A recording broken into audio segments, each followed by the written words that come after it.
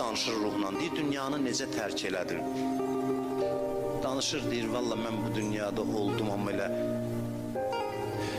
dünya mən üçün maraq kəsb eləmədi. Heç nəylə mən özünə çəkə bilmədi.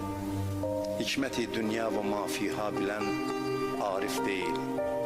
Arif oldur bilməyə dünya və mafiha nədir? Və bu hədisdən götürülür. Deyir, mən dünyada qaldım, heç bilmədim necə bir yerdir. Maraqlanmadım. Allah buyurur ki, sədəqtə, düz deyirsən. Kuntə bi cəsədikə fid dünya və bi ruhikə mə'i. Sənin cismin dünyadaydı, ruhun mənim yanımdaydı.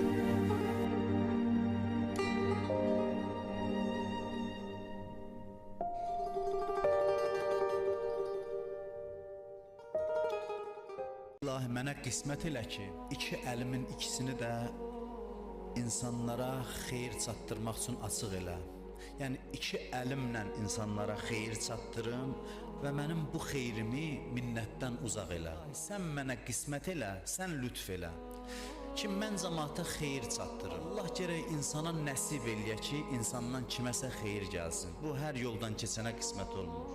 Adam var, nə qədər imkanı var, o imkanını bir manatını xeyir işdə sərf eləyə bilmir.